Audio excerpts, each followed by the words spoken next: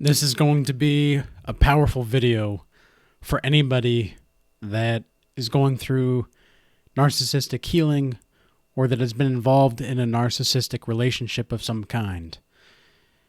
The topic is types of hoovering that a narcissist will do and how to not expect the narcissist to hear anything that you have to say. But first, before I get started, I want to let you guys know that I am on Rumble, and I'll put the link down in the description below. I've also been asked on how to donate to the platform as well. You can donate via Bitcoin or the Cash App, which I have in the link below as well. Other than that, the best way to support this channel is to like, subscribe, or to comment on any of the videos so that we up the algorithms. Really, what this channel is about is not about the money exactly. You know, that's not my top priority. My top priority is to ensure that you all are informed, that you all have the proper education to move forward in the world, to live as prosperously as possible. In my lifetime, I did not have these kinds of opportunities available to me, and I didn't even know about the opportunities that I had available to me. So please like, subscribe, share, comment, anything that you can to just get the message out, because this is what this channel is about. It's about sending a message. So with that being said, let's get further into the topic. So really what this comes down to is an identity issue. And the identity issue translates into a behavior issue. The reason that you get abandoned by the narcissist, or neglected by the narcissist, or raged at by the narcissist is because, well, they really cannot hear you. They really cannot understand where you're coming from. And I'm not saying that these people are absolutely incapable of healing. I think a narcissist is entirely capable of healing, provided that the narcissist recognizes their narcissistic tendencies. But it's going to take a lot of digging. It's going to take a lot of childhood trauma work. It's going to take a lot of understanding that there are people outside of themselves that actually have lives. And then you have the codependents, which are people that are actually involved with the narcissist. Now, you must remember and realize that the narcissist wants you to not have an identity. They don't know that they know that. They don't know that they want you to not have an identity. They just know that they want to make you feel as though you are powerless in your situation. And I'm here to tell you that that is not true. You are not powerless in the situation, and there is every possibility in the world that you can absolutely heal from these kinds of relationships. The first step is to identify the root of the trauma bond. Now, you have to identify the root of the trauma bond in which what makes you attached to the narcissist as a codependent, what makes you attached to the narcissist. Once you figure out what you're attached to with the narcissist, it'll be a lot easier to let go. However, with that being said, when the narcissist hoovers, there's a few different types of hoovering tactics. Now, what is a hoovering tactic? Usually it's when you try to go no contact with the narcissist, and then a period of a few weeks or a few days or a few months or even a few years goes by, no contact, and then they hit you with some kind of message of, oh, I'm sorry, I messed up, I really messed up, or it wasn't you, it was me all along, and I realized that, and I'm so sorry, and I was a fool, and I was an idiot, and blah, blah, blah, blah, blah.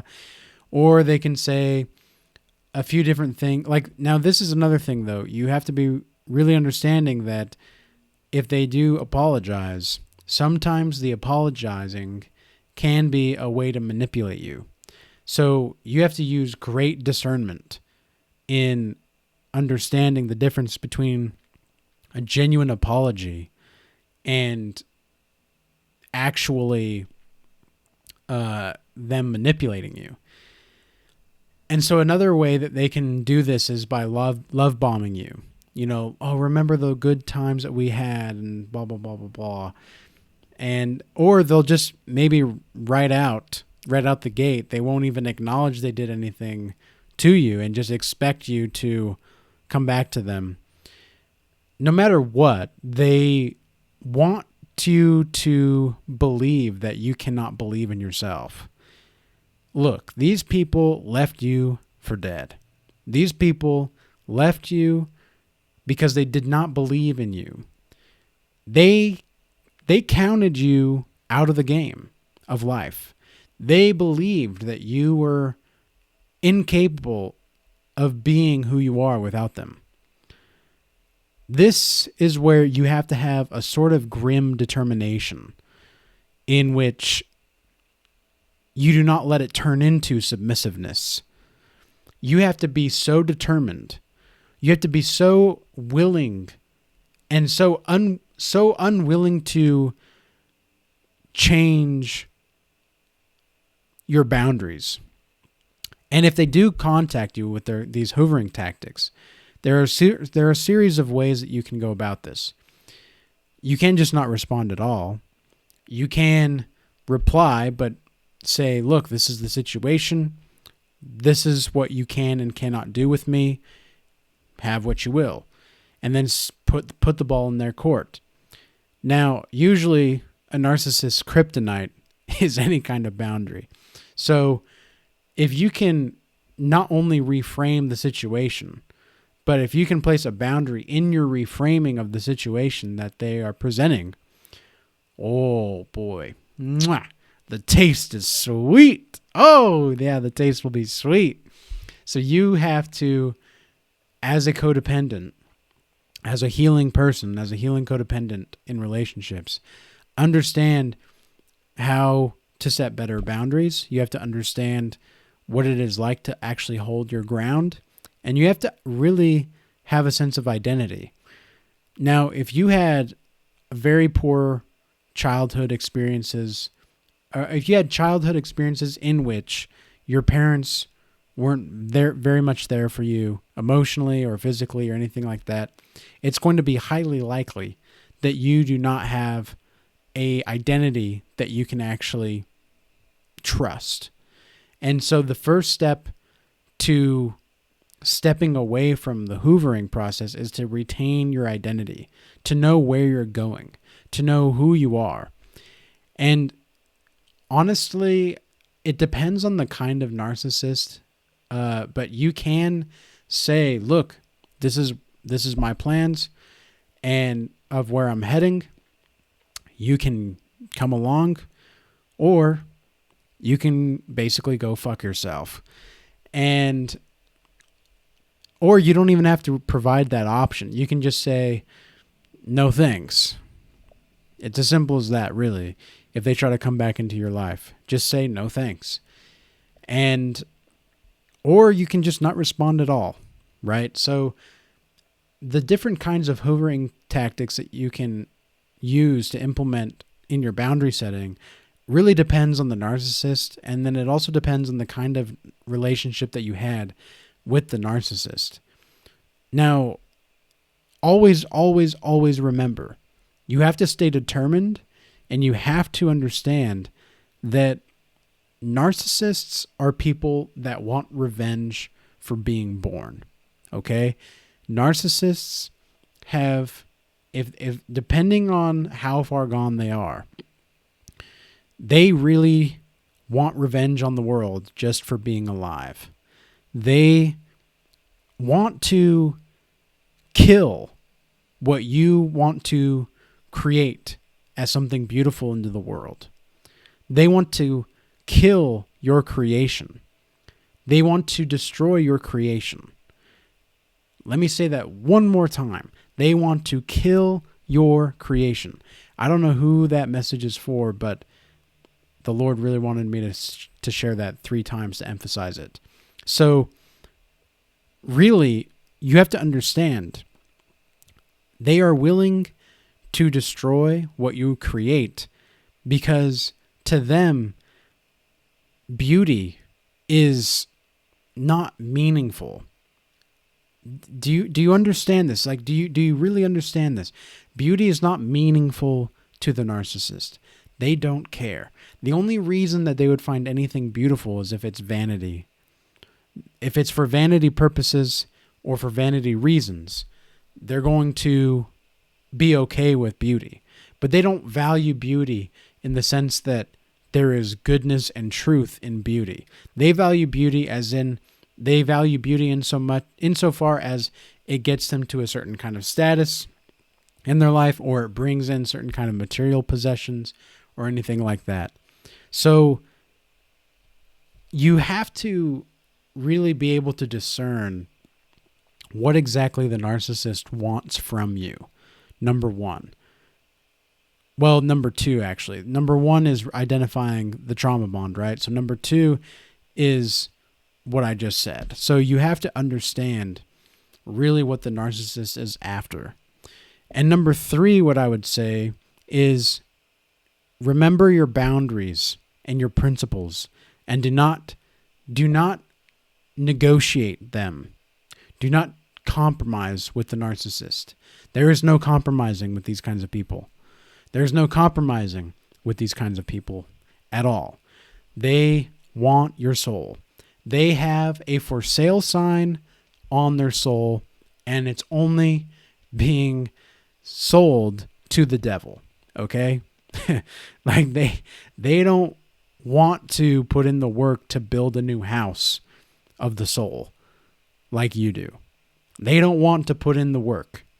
And as harmful or as hurtful as it can be, you might just have to leave the people that you very much thought would always be there for you. Okay? Remember, these are people that literally are agents of the devil. There's that saying, of course, which I've mentioned in a video a while back. It's that when the devil can't reach you, he sends a narcissist. And the narcissist absolutely and utterly is designed to be like a puppet to the puppet master, which is the devil. God is not a puppet master. God is not a puppet master in any way, shape, or form. He has a plan. He has a will. God has a will of its. God is love and truth in itself as a will to live. And so when you are living in accordance to God's laws, you are also living in accordance to love and truth in God's will. The devil doesn't want that. So that's why narcissists act like Agent Smiths from The Matrix. If anybody's seen The Matrix, you'll know what I'm talking about. It's where like Agent Smith, like the bad guys, can literally shapeshift into people and attack you. That's what happens day to day in these kinds of spiritual attacks and this kinds of spiritual warfare. So remember, they left you for dead. Remember that they did not believe in you. And remember that they weren't there for you when you needed them most. And guess what? You're probably much better without them. You're probably much better isolated than to be surrounded by these kinds of people. Reason being is because when you are alone in solitude, when you are capable of being alone with your thoughts, just your thoughts, and nothing else, and content, I think you solve a lot of the world's problems. Like truly, you are solving the world's problems as you are capable of being alone, as you are capable of understanding that solitude is not a curse. It is a blessing. It is a absolutely and utterly gift from God to be able to be in solitude and to be at peace in solitude. Another hoovering tactic that I just thought of is that they'll want to disturb your peace or your happiness. They'll want to disrupt, the narcissist will want to disrupt your mojo. You know, we all have these upward spirals and downward spirals in life, right? You might be on an upward spiral, and the devil will try to come and stop you from getting on that upward spiral. But know this, that is exactly the kind of place that you actually want to be, is when you are on the front lines of the spiritual fight, and people that are of the devil, that are children of the devil, are trying to attack you as a child of God. Oh man, that's exactly when you know that you're doing God's will. And that's when you know that you are on the right path. So what I would say and suggest to all of the chosen ones that are healing from this codependency and that are healing from codependent relationships in general, you have to almost date yourself. Truly. You almost have to date who you want to be and who you are. I can't tell you how many times over the past few years that I just started to take myself out to certain places. And because I don't really eat out much anymore, like I still go to the coffee shop and everything, but I'm not eating terribly unhealthy foods anymore. But when like 2 or 3 years ago, when I was still like 200 pounds, almost 200 pounds, I would go to this Italian restaurant here in town, and I would get, and you know, like I had never done this before, but I was trying to just learn how to be okay by myself. So I went to restaurants alone, and I was okay being alone. Like I didn't care if people were looking at me strange or if anything like that. And to be honest, like people really didn't care much anyway where I'm at. Like it's not too big of a weird thing to go out by yourself where I'm from or where I'm at anyway. I'm not really from where I'm living currently, but the point is that I would take myself out bowling or something as well.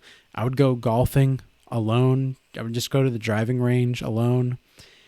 I would just take myself places that I wanted to go. I would go to the canyon, and I would just walk on a trail.